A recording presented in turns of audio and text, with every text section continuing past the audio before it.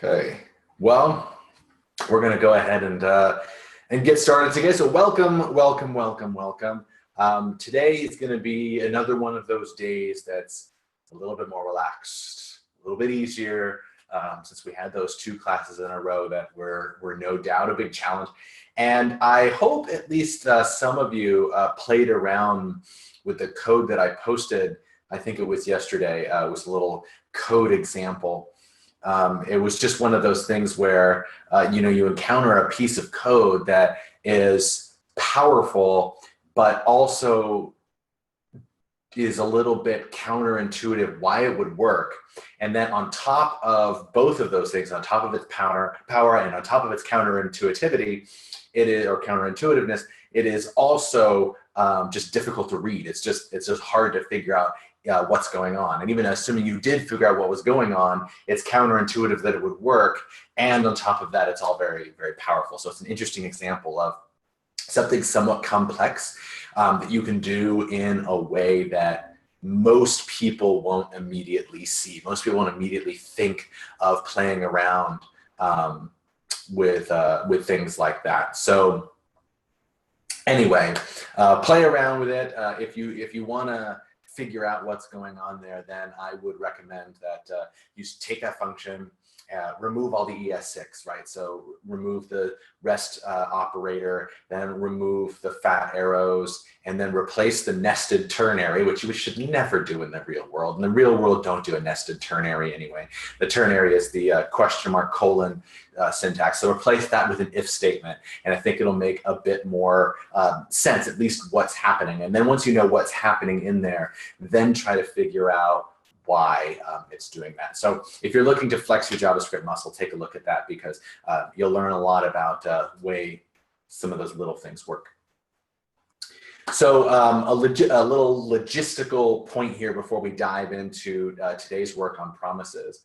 And that is that class a week from today, so next Thursday, will be delayed. We're going to skip Thursday. So we'll have class on Monday next week, and I'll again remind you then, but we're going to skip Thursday because I have a scheduling conflict, and then we'll continue again. So we'll be one extra Monday, I think, than we ordinarily would be. So we're just bumping everything down at that point. So anyway, there's that. I'm a little distracted here because my video in the window is delayed by like a second. So 1 second here. There we go. It used to do this every once in a while. Zoom used to do this every once in a while, where my video would just get slowly more and more out of sync. And I think it's just my thumbnail. I don't think it's the actual video, but slowly get more and more out of sync. And that gets really distracting, because then in the corner of my eye, I see myself doing things that I'm not doing. And it's like a little out of body experience there. But anyway, okay. So those two things covered. What are we talking about today? Today, we're getting into asynchronous code. And JavaScript is really all about asynchronous code. In fact, we've already used asynchronous code in this class when we did all of our work in the browser, and we listened to events, right? We did add event listener, we listened for clicks, and we listened for form submissions. When we did that, we were doing asynchronous code. We were writing a block of code like a function, and we said, at your convenience, at some point, run this function. It's not running when we defined the function. It's running when there was a click. It's running when the form was submitted, or running when the browser was loaded. We did it again when we added in that notify subscribe functionality, right? So we said we're going to have this code, and I'm not going to tell you when it's going to run. I'm just going to define it. And then whenever it should run, I want you to run it. So there's, in technical terms, it's called imperative versus declarative programming. Imperative being I want you to do A, and then B, and then C, and then D, and declarative being said more like I'm going to declare the kinds of things I want to have happen under specific circumstances, and then I'm not going to worry about when that happens, right? We're letting the browser worry about when that should happen, or in the case of our UI code, we're letting our to-dos figure out when that should happen. And a lot of the reason that JavaScript is so asynchronous is not only that the world is inherently very asynchronous these days, but also because we can't have UI blocking in the browser, right? So in all the time that we're not actively, the user isn't actively doing something, we can't be waiting and like lock the UI. So like, let's say user clicks a button to fetch data from the server. We can't have, while the data is coming back from the server, we can't have the UI be unresponsive, right? It can't just like, the app can't freeze until data comes back from the server. And if we had no asynchronous code, if we had to do that synchronously, if we had to go say on line 100, go get the data, and then on line 101, use that code. If we had to do that in sequence, that's exactly what would happen. There'd be no compute cycles left over to handle anything else that the user is doing. So that would be terrible, that would be bad. So JavaScript, because of its roots in the browser, is very asynchronous by nature. And we've evolved with the language to be developing in a very asynchronous way. And because of the nature of asynchronous development and the nature of the world and how everything is asynchronous anyway, a lot of modern languages that were invented much more recently, take a lot of that into considerations and allow you to pass around functions like lambda functions, which is something we do all the time in JavaScript, but we don't really call them lambda functions. But if you come from, say, a Ruby background, you may be familiar with a lambda function, which is fundamentally what we're really doing here anyway. So all that having been said, we're going to spend today talking more about asynchronous code. And we're going to talk about it usually in the context of the most obviously asynchronous code, which is stuff that you get from the server, right? When you communicate to and from the server, that's the most obviously asynchronous stuff, because we say, do it, and then we have to wait for it to happen, right? We're not waiting for a user click that may or may not come. We're literally saying, go get me data, and then we just have to wait for it to come back. So that's going to be our assumption. But we're not going to modify our app that we've been writing to be asynchronous yet, because we don't have a server yet.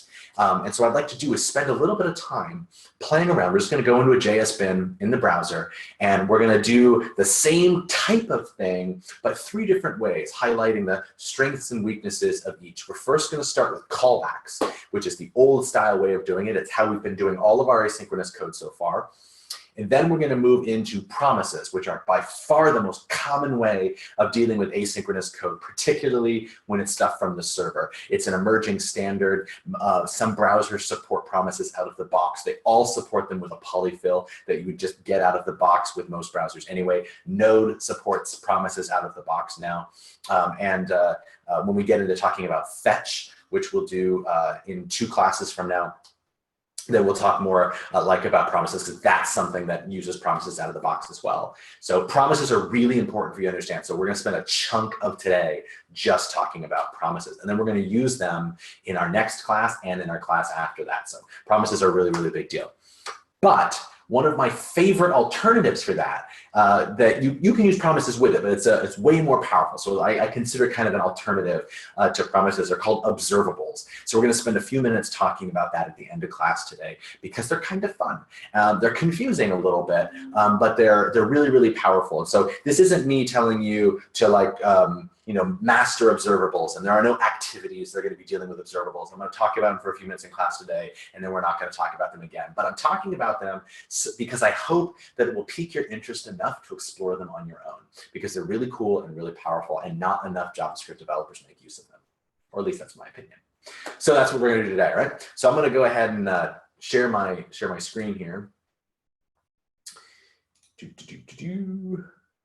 I got lost in the app here for a minute. That shouldn't happen considering the number of times I've used this app, but that's what happened. JS bin, double click. Okay, so here we are, right inside of our JS bin. And we're just going to play around with a little bit of code. So I'm starting off with this, with just this fake function. We're just creating this function that's going to pretend like it's communicating with the server, even though of course it's not. And so I called it get data because, again, a lot of the stuff you're going to be doing, like we're going to be doing in our next 2 classes, is going to be based on like communication with the server. So I called it get data. Right? And because we're going to play around with it, I'm giving it 3 arguments. The first one is a message. And the whole point of this is not really going to get data. It's just going to echo that message right back to us. Whatever we give it, it's going to give it right back. But not everything works. Sometimes calls to the server fail, right? Sometimes they don't work. So I have a second parameter here. We can just specify this argument if we want it to fail. That way I specify true here, and the thing will fail. And otherwise, it's going to succeed. And then our third one is a callback, because again, we're working in callbacks first. So callback is a function. So think add event listener, right? It took the name of the event, and then the second thing it took was that callback, was that function that we wanted it to execute whenever that particular event occurred. Same thing here. But we're making use of a little thing that's built into the browser. There are some timers that are built into the browser. One of them is called set timeout. And what it does is set a timeout. And then after a particular amount of time, in this case, 1500 milliseconds or 1.5 seconds, it's going to execute this function. So after 1.5 seconds, this function that I specified in the first argument will run. So after 1.5 seconds, we check for an error. And if there's an error, we call callback with a single argument that's just fake error from the database, right? Something stupid like that. If we didn't specify error is true, then we're just going to do return callback and then null, comma, and then again, our whole point is to echo out this, this message. And I just specified a default error. So why null, comma, message? Well, this is a syntax that's often called node-style callbacks. And when you specify callbacks with things that could fail, right? So set that in opposition to like our event listeners. They can't fail, right? They could maybe never be clicked, but they can't fail. There's no such thing as a failed click. They either clicked or they didn't. But data from the server could certainly fail out, right? We could ask for it and they could be offline. We could ask for it, it could be a 404 or a 500 or whatever, right? We could ask for it and it's just not gonna work. So we have to be able to handle an error. And for that, those callbacks take two arguments. So the callback function that we end up using, that we're gonna write here in just a second, is going to take two arguments. It's gonna check, is the first one an error? And if that first callback, if the first argument to the callback rather is an error, then we have to deal with the error. And if it's not, then we can assume that the callback run was successful. That'll make a little bit more sense when we write the code. Okay, but that's basically what's happening here. Three arguments, a message to get echoed back, a Boolean property that we can use to error this out if we want to fake an error from the database or from the server, from wherever, and then our callback, because we're doing this first with callbacks. All right, so let's do this with callbacks, right? So at the bottom here, I have a console log. And this is just going to print out, but I'm going to put my code above it because this is always going to be our reminder that what's happening is happening asynchronously. All right, so let's call our getData function. So we're going to call getData, right? GetData takes three arguments. It takes a message, and we're going to start with the ubiquitous hello world. And again, it takes three arguments. The second one is whether or not we want it to fail. For now, we don't want it to fail. And then our callback. And our callback, again, takes two arguments. It takes an error, and it takes the message that we're getting back, which is just going to be hello world in this case. Right? And I'm going to just do fat arrows because I find them a little simpler here. All right, so now again, two arguments, error and message. So we have to check, was there an error? That's our way of knowing whether or not there was an error. Now, there are different kinds of callbacks, so I'll just point out for the record. Again, as I said before, this is a node style callback. These are super, super common. But if you use a library like the Ajax function in jQuery, $.ajax, it doesn't do a node style callback with error message. It has you specify two different callbacks. So it would be like callback and then another argument like failure callback or something. So it either run our success callback or our failure callback. Those are on their way out. I mean, the callbacks in general are largely on their way out anyway, but the double callback thing is really on its way out. But you'll see it sometimes. Just know, because we're only specifying one, and the vast majority of callbacks are just going to take one callback, they have to have a way of communicating to us, to the recipient of this data, or the guy who's requesting this data, that it could have just bombed out. It could have not worked. Right? So in the case of an error, we're just going to do something like console.log. It didn't work.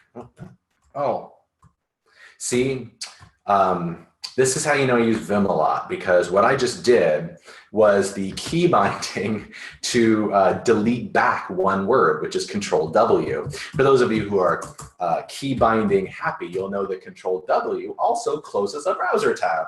So if when I switch from Vim back into my Chrome, that's something I do delightfully frequently, is just accidentally close the whole browser window or browser tab. So we'll put out something like this. I'm just going to do error, colon, and then print out the error message that came from the server. Okay. And this is a template syntax. I don't remember if there was an activity on this or not. I think there was, but this is this backticks. That's what's, if you're using a US standard keyboard, is on the same key as your tilde above your tab. The backtick there is a way of doing string templates in JavaScript in the new ES 2015. So this is a string, but I can do $ curly brace and then specify a variable or a JavaScript expression in there to print out in this case. So this is going to be error colon space and then the actual error message, whatever was passed into our callback, which would be fake error from the database if we had an error. Okay. So there's that. And because at that point we're done, right? There's nothing else we can do. It errored out. That's the end of it. Bada bing, bada boom, we're done, right? So I'm just going to do return here so I don't have to do an else and nest it and then just have a bunch of code indented an extra step, which is kind of stupid. So we're just going to do return and move on. All right. So if we got past this, we know that it wasn't errored, that we got a success message. So let's start with something simple. Let's just do console.log and let's throw in success. And let's print out the message. Okay. And then after our get data call, we again have this console.log. And that's going to remind us that this is asynchronous, because if we go to our console output here in JSBin and I click run, we should see fetching. It did not run. Every once in a while, I get this problem with JSBin where it doesn't update in real time. Yeah, see. There you go. All right, so we saw fetching first, and then what happened? Then the contents of this function 1.5 seconds later. And again, that's because this did run immediately, but this function did not. This function isn't going to run until we call that callback, which is only until set timeout calls our callback, which is only after 1.5 seconds. So we have get data, it runs, it queues up, this function runs, right? So we could say console.log. Maybe inside get data. And then we could do something like inside set timeout. And we'll see them in that sequence. I'm going to clear this. We'll see fetching, and then 1.5 seconds later, we see inside set timeout, right? So we were inside get data because that ran immediately. Again, this ran immediately. Then this guy ran. Then we were inside of our set timeout. So we saw our inside set timeout, which called our callback, and then our callback ran, and we saw our success message. Right? So that's all that's happening there. So I'm going to leave that console log statement, the fetching down here, just to keep reminding us that it's happening, what's happening after the call to get data is going to happen before our callback runs, because our code is asynchronous.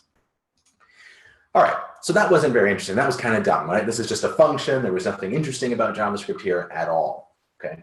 But in the real world, things get a lot more complicated from here, because it's often not the case where I'm going to ask the server for one thing. It's oftentimes I'm going to ask it for something, and based on what it gives me, I'm going to go get something else. Or I'm going to do something and then go get something else, right? Asynchronous things sometimes need to be chained together. So let's say we needed to do another call here. Now I'm going to keep reusing the get data function, whereas in the real world, there would probably be multiple functions, right? So I'm going to rename this first success, and then right after it, make another call to get data. And this time we're going to say, we'll just change this instead of hello world, we'll change it to first. And then we'll do second. We'll call second in there. We're going to, again, prevent our error here. We're going to come back to that error in a minute. Okay, and then when this happens again, we have to check to make sure that there wasn't an error. And in this case, I'm actually just going to go ahead and copy and paste this because I'm lazy, and then see if I can tab indent the whole thing. And of course I can't. Oops. It did not reward my laziness there. Okay, otherwise we have our second success. Okay, so we call first, and then assuming it was successful, we make another call for data from the server, and assuming it was successful, we print out success message. Okay, so we have fetching 1.5 seconds later, we have success first, 1.5 seconds later, we have success second. Right? Now let's make our first one fail out. Right? Make our first one fail. So we have fetching 1.5 seconds later, we have an error, a fake error from the database, right? We ran our error and then we were done because there was nothing else we could do. We could put in some logic here, like how do we go and recover from this error and so on and so forth. But for our example here, we're going to keep it simple. But just know that there might be something you have to do here. You're going to have to tell the user that it didn't work, or you're going to have to alter the parameters based on what the server told you and then send a new request. There's more code that's going here than we're going to actually write today. So let's make this one not error out. Let's make the second one error out.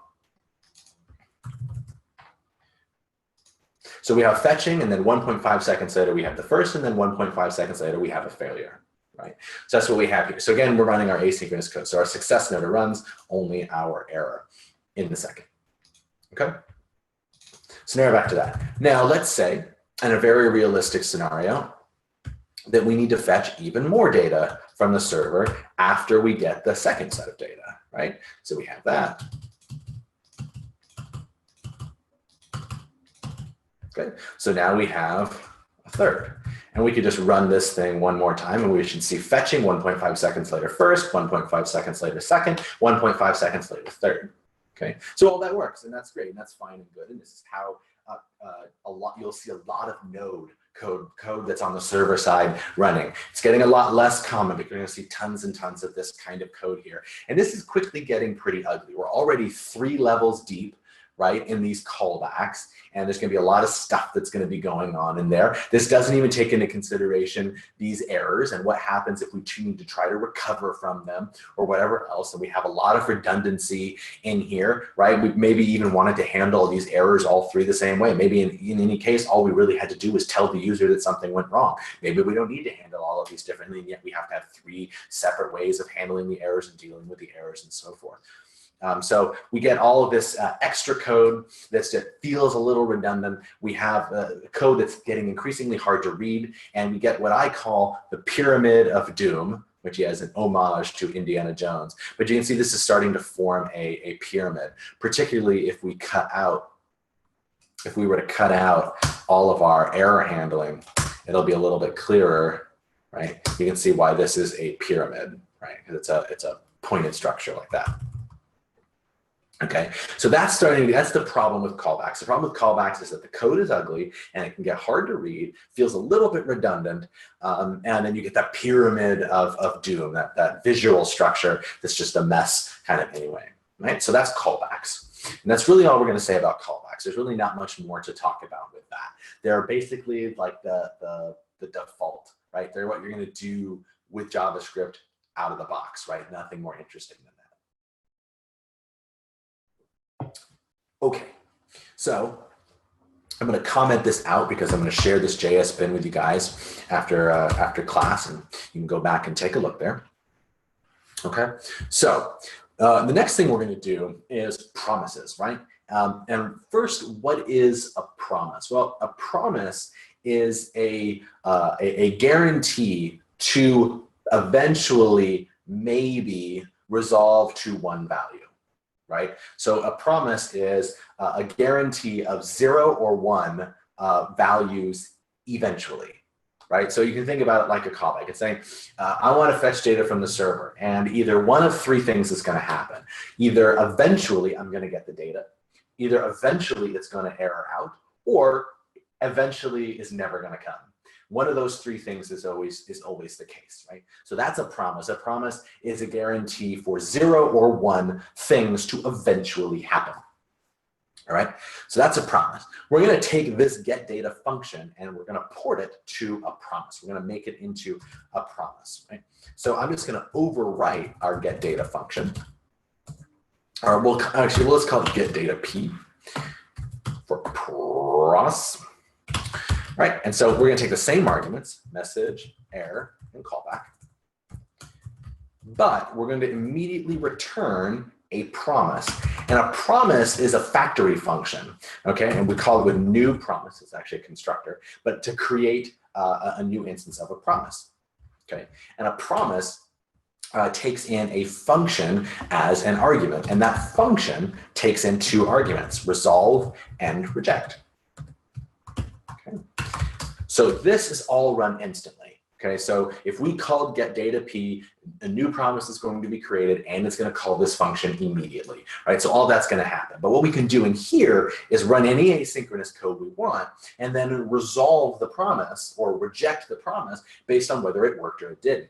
Now, in the vast majority of cases, you're not going to create your own promises, right? If you're communicating with the server, the library you're using, like fetch, which is what we'll use 2 classes from now, is going to create promises for us. So we're just going to say, hey, get me this data, and it's going to give us a promise. We don't have to create them manually.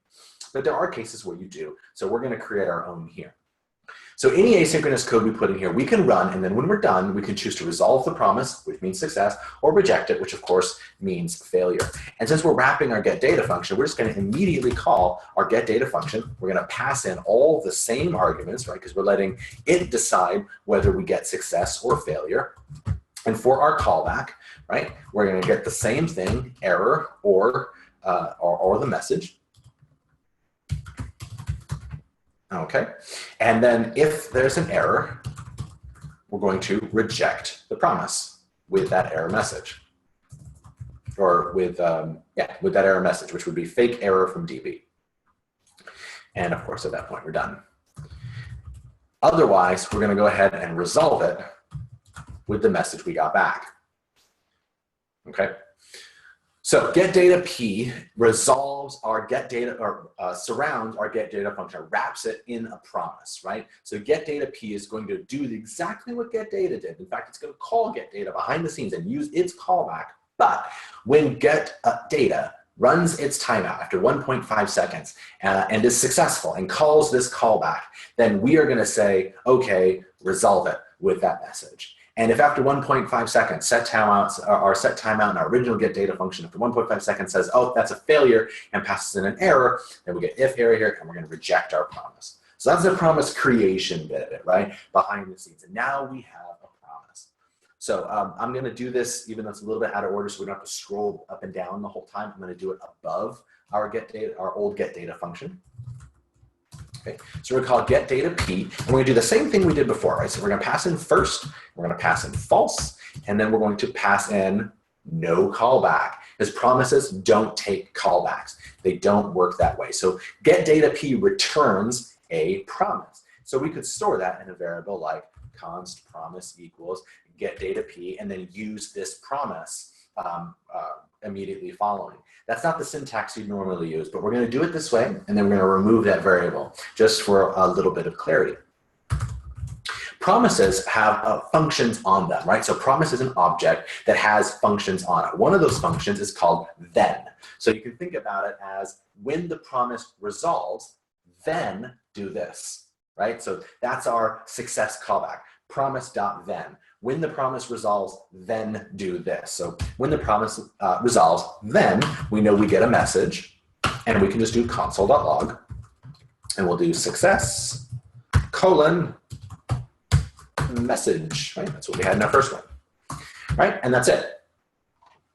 Okay, so if we clear this out, we should see fetching, and then 1.5 seconds later, we get success first, right? So it's a little bit more flat than before, but we really haven't received much gain from this. Because the promise is probably in 19 times out of 20 not really useful in and of itself, like we don't need this variable anywhere, we usually don't do it with a variable at all. You'd usually just do getData P dot then, right? Because it returns a promise, so then we can just chain these functions together and do dot then. So it becomes more readable. In the syntax that I do, I like to, no, I wasn't trying to autocomplete, I was just trying to indent. I like to do an indentation like this with each call on its own line, because to me, it's easier to read. It's easier to see what's going on. And if I ever change what's happening in this then function, my git commit history will look a lot cleaner, because this line here will never appear to have been changed. So it'll be a little easier to track history and read the history and so forth. But all of that's an aside. That's just my personal style. Okay, so again, what's happening here, get data P, we pass in a message, we say we don't want it to error out. And because this is the second argument here, we're not passing in a callback, right? That's happening in get data P. We can actually delete this property entirely here, because it will be by default falsy. It'll be undefined, which is falsy. So if we run this again, fetching 1.5 seconds later, we get our success first, right? So we cut out that little argument there, so it's even more readable. Okay, but that's not really the magic of promises, right? We want to see what we can do about that pyramid of doom and about that unreadable code. So what we do is say, okay, well, this is just a function. Oh, come on. I don't like code completion. Code completions for sissies. So we have this console log message that we're going to put out here. And then what did we do next? We said, okay, well, we want to do get data P, right? So we're going to call it again. We're going to call it with second, because that's what we did before. Okay. And then after this, we have to then do a dot then, we get a message, and then console.log. And we did success in the message, right? So a little redundant there. If you were doing this in the real world, my expectation would be that this would be factored out, because we're repeating ourselves at this point. All right, clear. First fetching, then 1.5 seconds, 1.5 seconds, right? So we have here. But you can see we're here working toward that pyramid of doom. We're working more toward that ugly syntax that we don't want. And this is where promises have one of their big advantages, because thens are chainable. You can chain multiple thens together, and you can return a value. The value that you return from the first then will be passed into the second then, and the value the second one returns will be passed into the third one. But where it gets really powerful is that inside of a then, you can return any kind of value you want. But if it's a promise, it's going to resolve that promise before the next then runs. What that means is that we can return get data P from here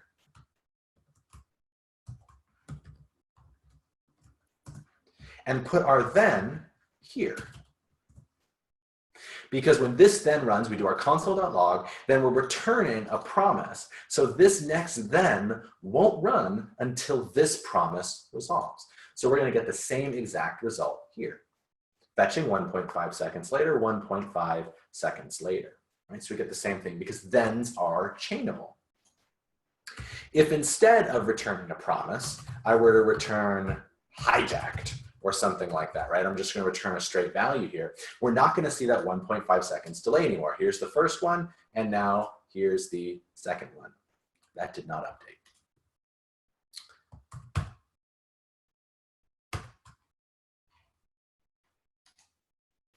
Every once in a while it does that, like I said. Fetching, and then there we go, print it out at the same time, because what's happening here is that we're console logging. That's our first, that's our success first. Then we're returning hijack, because this isn't a promise. This is just a string. This next then runs immediately. So we see these two print out at the same time. They happen in the same tick.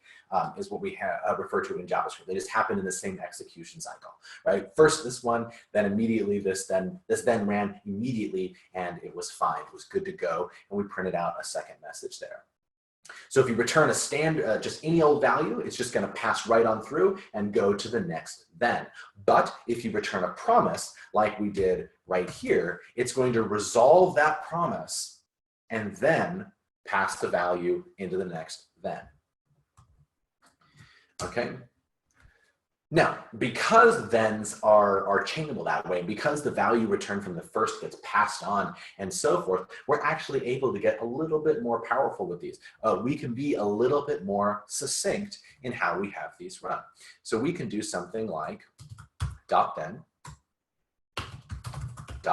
whoops, dot then, and we're actually not using any return value for this one.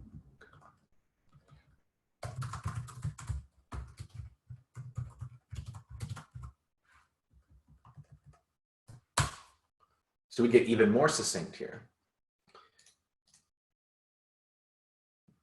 1.5 seconds later, right? Because these are chained together again. So after this guy resolves 1.5 seconds later with the message first, we print that out. This next then runs immediately because this didn't return a promise. It actually returned undefined. So the next then runs immediately. When it runs, it creates a promise. It takes 1.5 seconds to resolve. This then resolves after that 1.5 seconds. This then runs, and we print out this success message. And if we were to add another one after it, it would then run instantly as well, because we're not returning a promise from any of these. Okay, so we haven't included errors yet, but we've taken a lot of this and put it down to just 4 lines of code. We've gotten this down much, much, much shorter than what we had before. It would be about double that if we were doing it with the callbacks. Okay, but what about errors? How do we deal with errors? If we're just doing this dot then, how do we handle errors? There are a couple of ways to do with promises, and they all work the same. So I'm going to quickly tell you one, and then we're going to use the other one that I think you'll use more often. So the first one is that each of these thens can technically take 2 arguments. A success callback, which is the default, that's what we've been using the whole time, and I could, if I wanted to, add a second function in here, a second callback that'll be run in the case of an error. I don't like that. I think it's ugly. I think that it's harder to read, that there are 2 functions that are being passed both as arguments to another function. I just don't like it. It doesn't really sit well with me. So I use the second way, which is, again, one of those things that's getting much, much, much more common, which is another function that we can use. So we could do something like dot catch. Dot catch will get the error as an argument, and then we could do something with it. So we could do console.log error. Okay, so now we have this, this error. So let's go back to our first one, and let's bomb it out. And what do we expect to have happen here? So if you just read the code, what do you expect to happen? Think for a moment about what you expect to happen reading this code. Get data P, pass in first, it will error out, sorry, that should have been true. And then we run this console.log, then we catch an error, and then.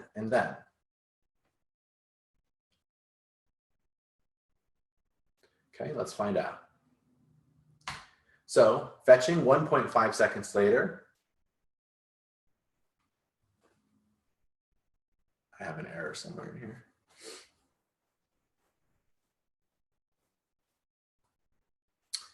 Where is my error? All right, let's open up the console. Message is not defined. Well, no, because I changed the variable name to error. See? All right. Fetching 1.5 seconds later, error, but 1.5 seconds later, we got our second. Why? Because in promises, errors are inherently recoverable. So if you return, whatever you return from a catch is then considered success, and it's passed onward to the next then. So this returned undefined, but whatever it returns, it goes to the next then as if it were successful.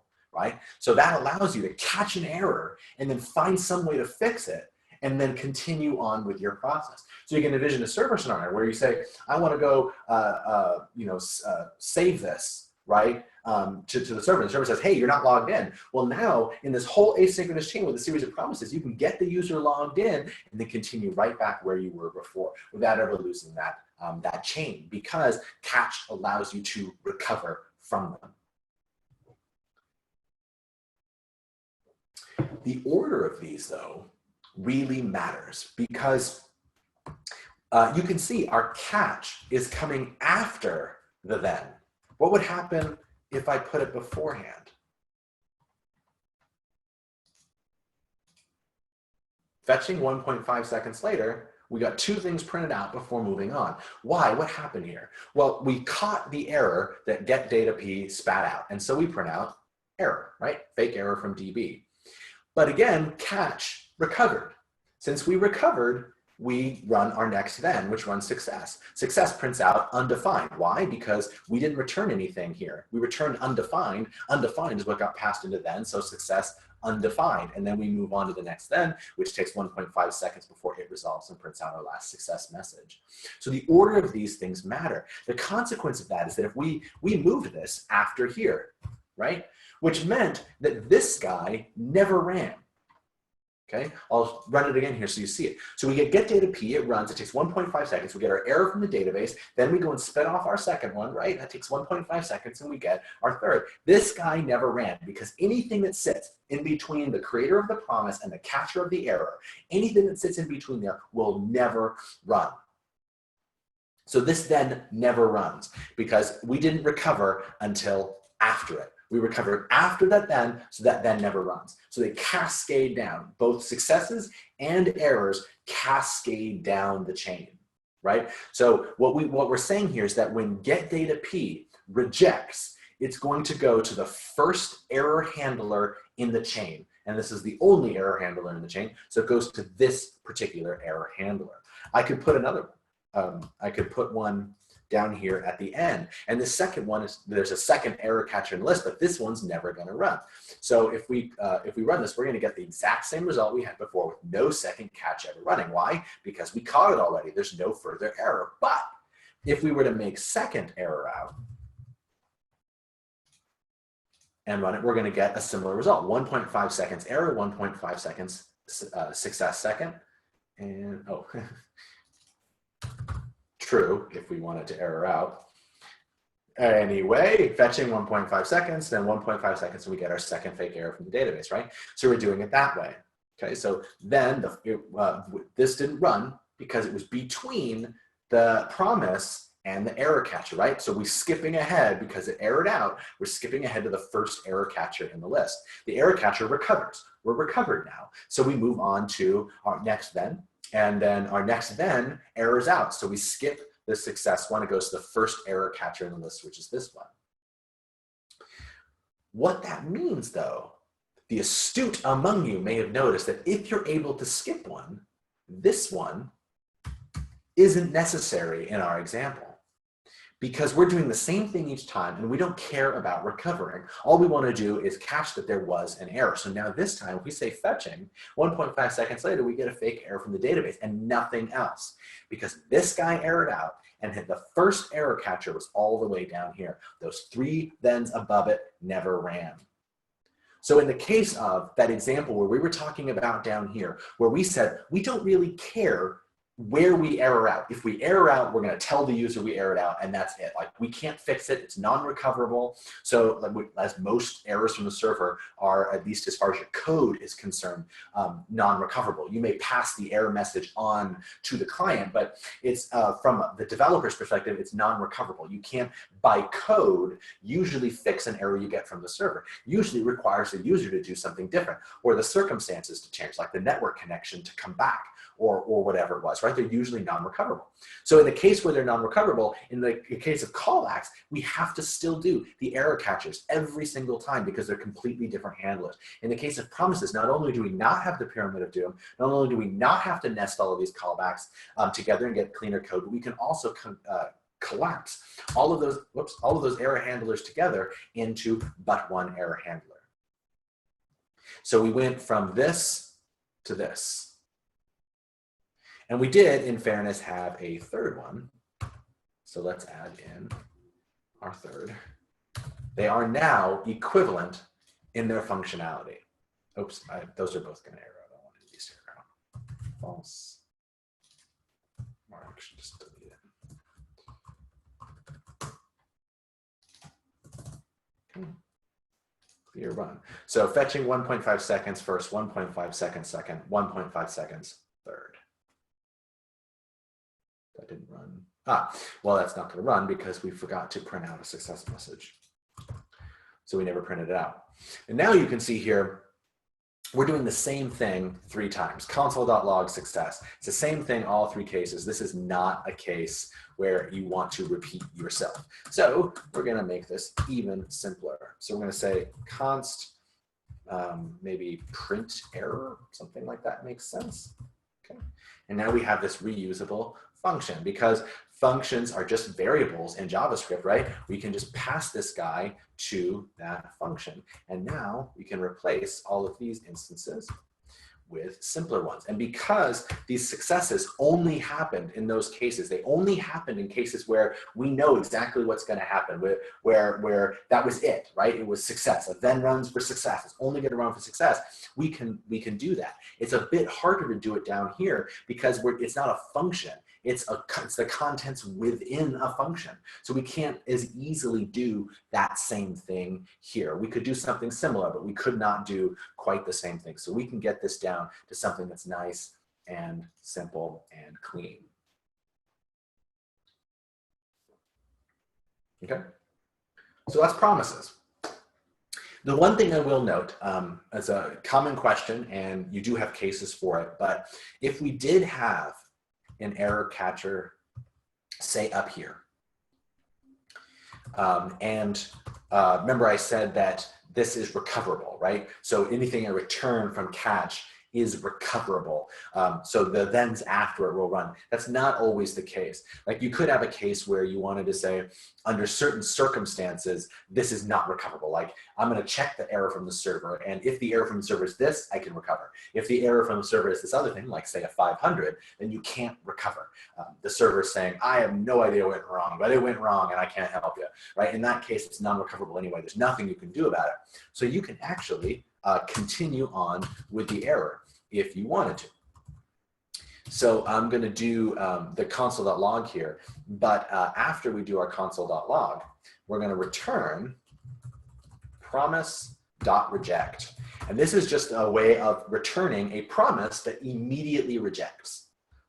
And we're just going to pass along the same error message. Right? I don't know why I'm doing that every time. Okay, fetching 1.5 seconds later, we get 2 error messages because this one errored out. We skip then, we go directly to the catch prints out the error message, and then we're returning a rejected promise, which means because it's a rejected promise, it's going to wait till it rejects, which is immediately, and then it's going to go to the next catch, the next error handler, which is after all of these thens, and is this one, which prints out our second error message, right? So if you need the ability to chain a catch and not have it repeat, not have it continue afterward, then you can do that. You can just reject the promise again, and then you're fine. This is just a shortcut for an immediately rejected promise. Okay. So that's promises, right? That's the magic of promises. And promises are nice and wonderful and simple and clean. They're extraordinarily powerful. I'm a big fan. Most developers are a big fan. You're going to use these all the time in your JavaScript career. So it's important to play around with these and get familiar with these. And when we talk about the activities in a few minutes, that'll be one where, again, you'll be doing this for the next class and you'll be doing it for the class after that. All right, I'm going to comment that out so you can go back to that, and we're going to move on to our third way, which is observables. But let's take a breath. Okay, so remember I said that a promise is a guarantee for 0 or 1 thing to come down the pipeline, right? So it can be either nothing or an error or a success, right? But it's either 0 things or 1 things. Observables aren't like that. Observables fall under this category of what's called reactive programming. And that's it's what it sounds like. It's reacting to things. So event handlers are reactions, right? We're reacting to a particular event.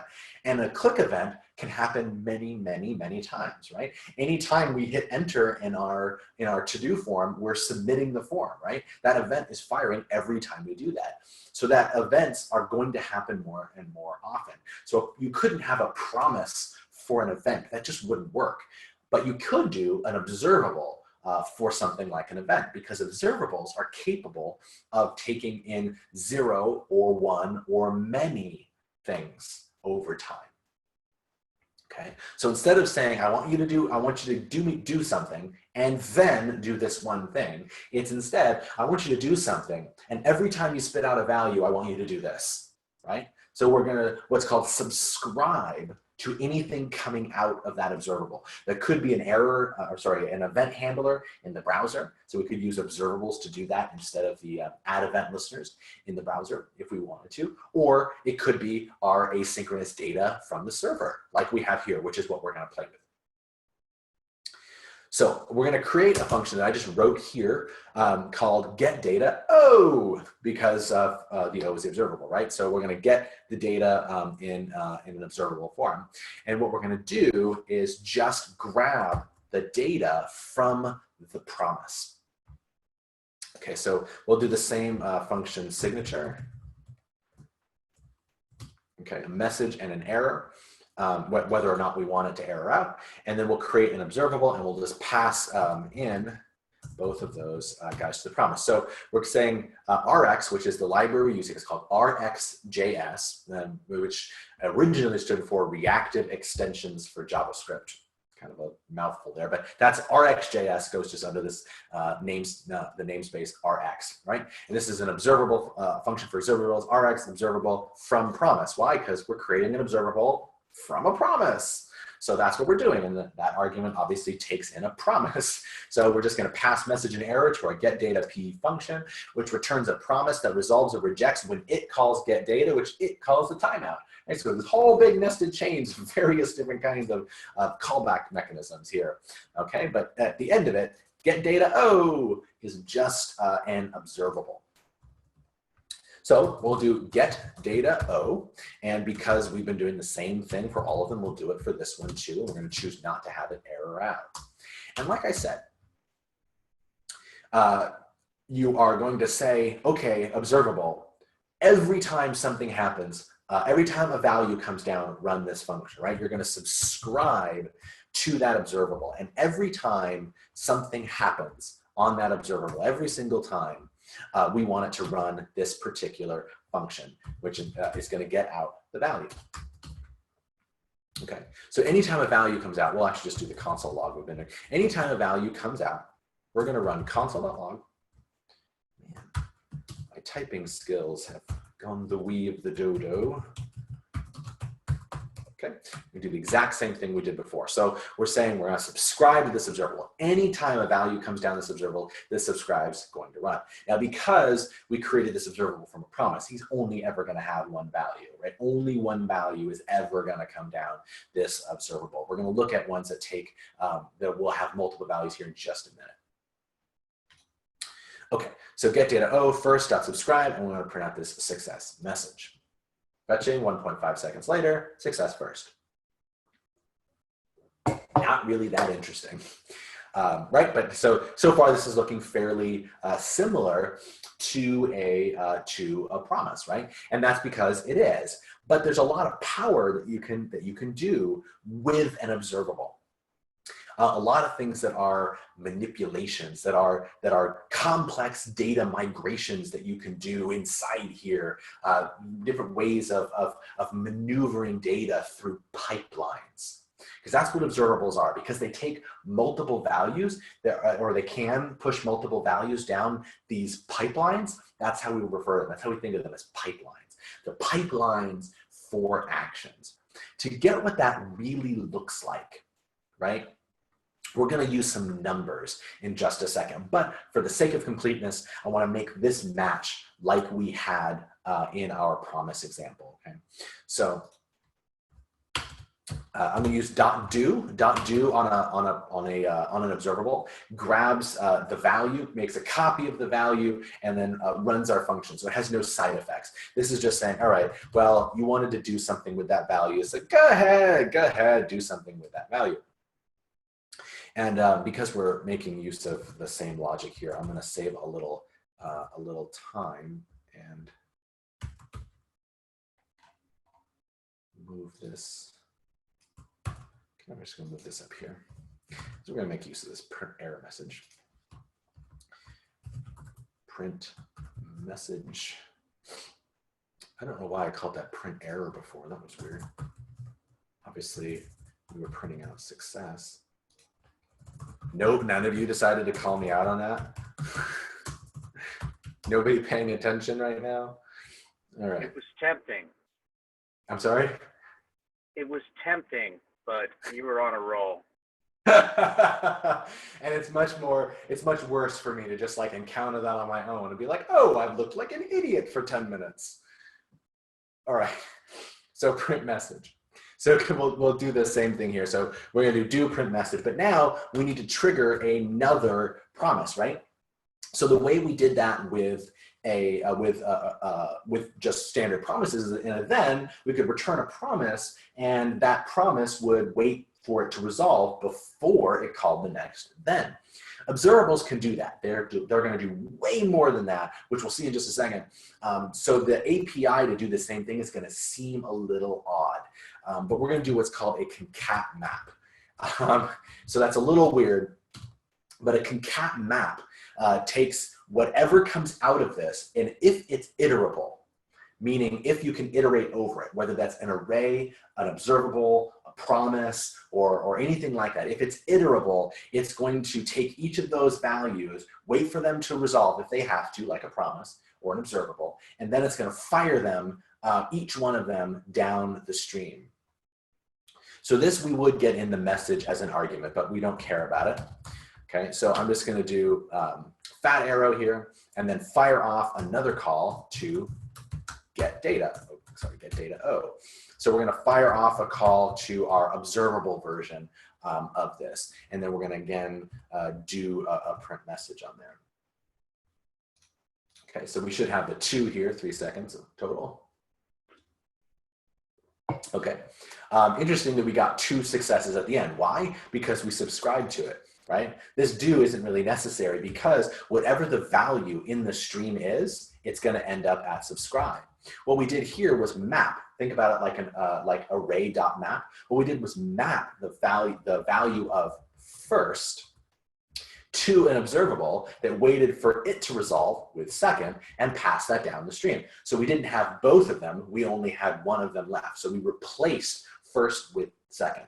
But since we had second here, we could just do dot subscribe at the end, and we don't need this, the next do here.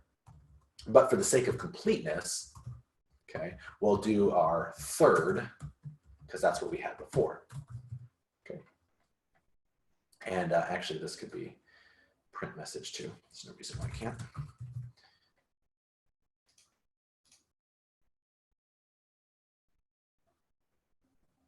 Okay. There we go, right? So this is obviously looking fairly similar to promises. We're getting not really any advantages from having done it this way. Granted, we could, if we wanted to, change this one to get P, and it would still work. There we go, right? So we can do promises, we can do observables, we can even do arrays. So if we wanted to, we could map this last one here to an array of values, something like 1, 2, and 3. We'll leave that guy printing out. Clear, 1. So we're going to get 1.5 seconds, and then another 1.5 seconds, and then another, and then we get 1, 2, 3. Because, and you can see all 3 of these are success, success, success. So we have the first success, the second success, the third success, and now we mapped out something that's iterable. It's not asynchronous, right? This is totally synchronous. It's just an array, but it's iterable. So each one of these guys gets fired down the stream independently. So first 1, then 2, then 3. So subscribe gets called 3 times, once for each of those values. If we didn't want that to happen, if we wanted it to all come down as one value, then we could have just done a dot map, right? And we do this dot map, it's just going to map to an array. So you'll see that final call to subscribe only running. I don't want to wait anymore. Okay, coming down at once, right? So we got the value 1, 2, 3 because that's what came down here, right? So let's go back to our concat map, right? So each one of these are now coming down the stream in turn. If we wanted to manipulate that, if we wanted to make it such that they were all back together again, we could do that. We could do that with toArray, which is going to take any one. It's going to wait for all of the objects to come down the pipeline. And once all the objects come down the pipeline, it's going to push them all back together into one array.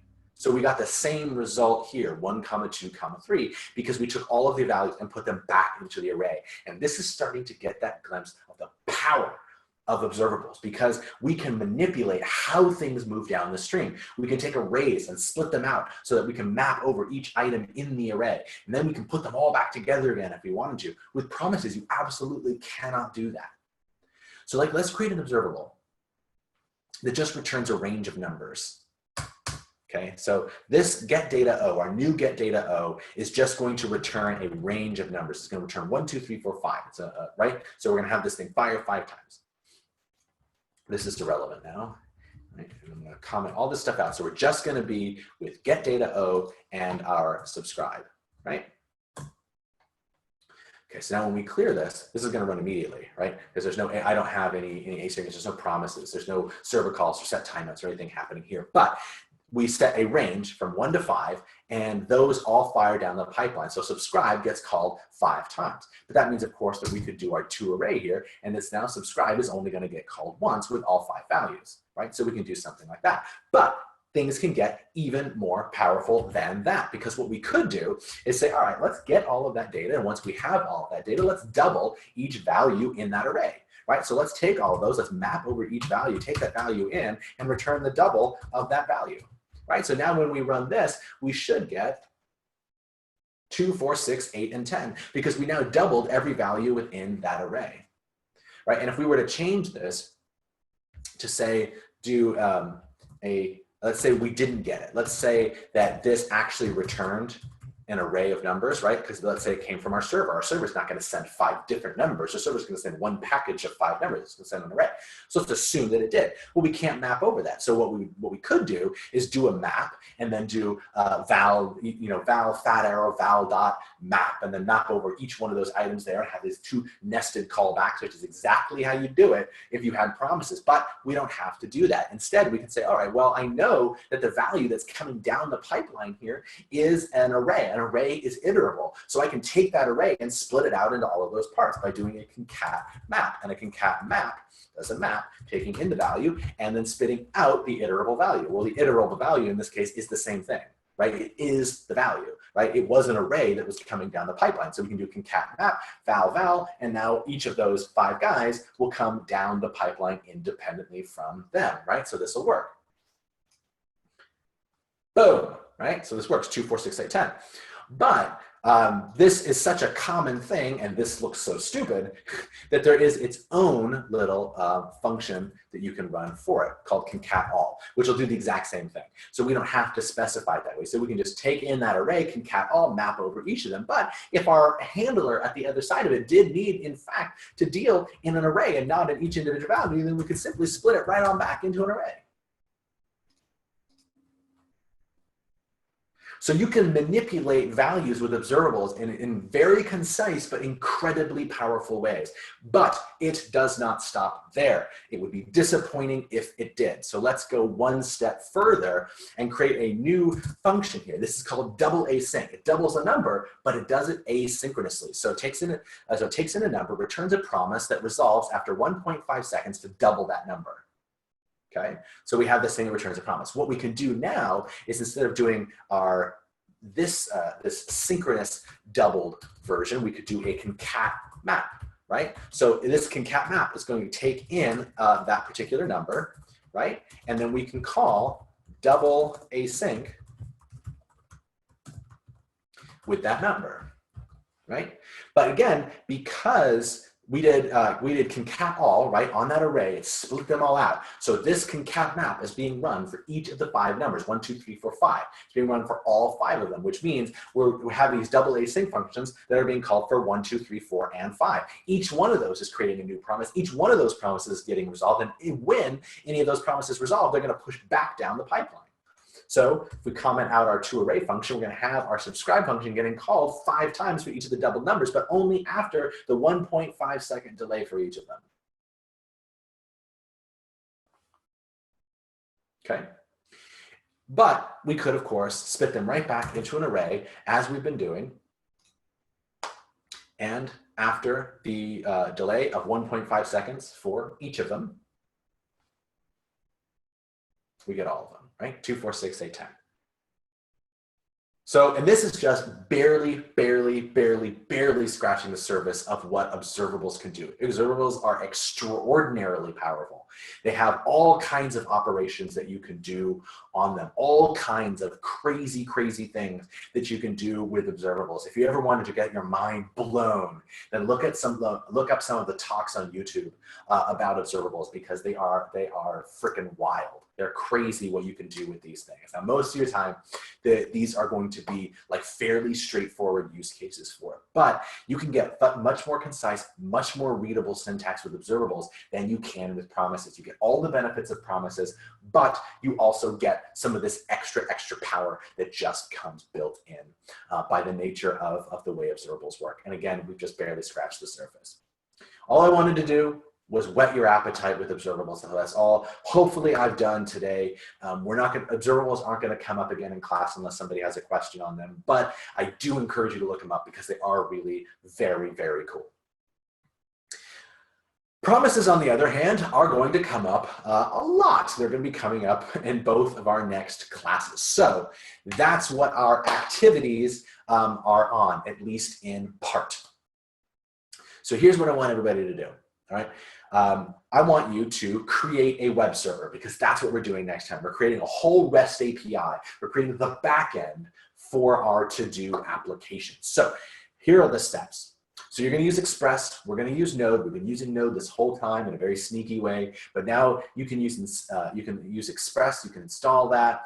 Okay, and then you can implement these kinds of API endpoints with the Express docs. There's lots and lots of resources on Google. Express is by far the most common Node server, so you won't have any trouble finding resources on something like that. And this is going to be something that's really concise. It's not very many lines of code at all. So hopefully you can give that a try and find the docs and hit me up on Slack if you have any trouble with that. If you get past that bit of it, then there are 2 more things that you can add, 2 more endpoints that you can do.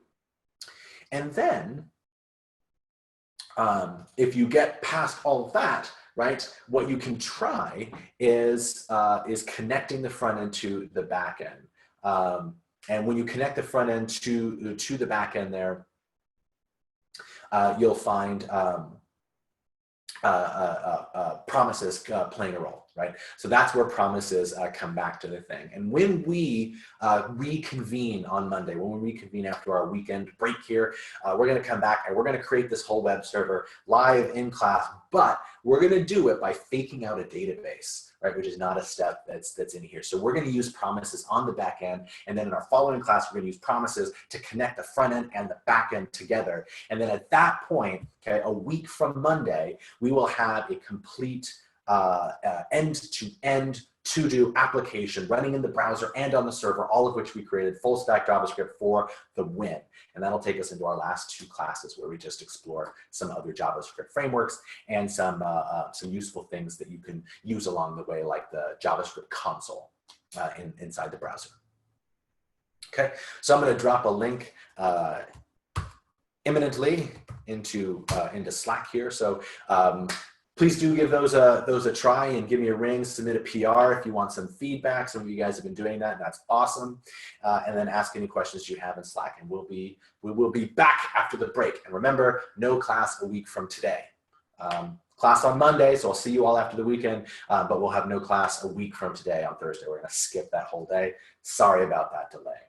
All right. I guess I can kill my screen share now. There's no point in having that on. So thank you for hanging with me today. Have a fantastic weekend, and I will talk to you all on Monday night. See you guys. Thanks, Josh.